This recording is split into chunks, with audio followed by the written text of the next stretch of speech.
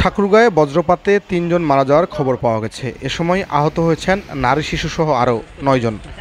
মারা গেছে গবাদি পশু। বজ্রপাতে বৈদ্যুতিক মিটার ক্ষতিগ্রস্ত হয়েছে বেশ কিছু স্থানে। আজ মঙ্গলবার বিকালে তীব্র তাবদাহের পর বৃষ্টি শুরু হলে ঠাকুরগাঁ সদর উপজেলা এবং বালিয়াডাঙ্গি উপজেলায় এ ঘটনা ঘটে। নিহতরা হলেন সদর উপজেলার সুকানপুরি ইউনিয়নের লাউথুতি গ্রামের দুলাল উদ্দিনের ছেলে আরিফুল ইসলাম, নজরুল ইসলামের ছেলে মনিরুল ইসলাম এবং বালিয়াডাঙ্গি উপজেলার আমদানখড়ি ইউনিয়নের কালীবাড়ি গ্রামের মুজিবুর রহমানের ছেলে আতাউর রহমান।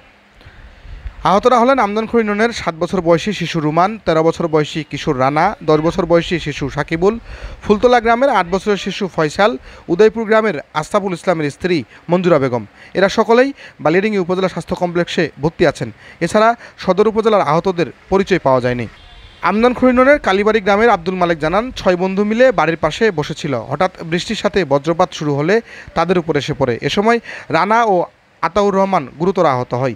দুজনকে উদ্ধার করে হাসপাতালে নিয়ে আসার সময় আতাউর রহমান মারা যায়। এদিকে সদর উপজেলার সুকানপুকুর ইউনিয়নের লাথুতি গ্রামে ৫ বন্ধু মিলে পুকুরে গোসল করার সময় বজ্রপাতে আরিফুল ইসলাম ও মনিরুল ইসলাম ঘটনাস্থলেই মারা যায়। বাকি ৩ জন বন্ধুকে আহত অবস্থায় উদ্ধার করে চিকিৎসা প্রদান করা হচ্ছে।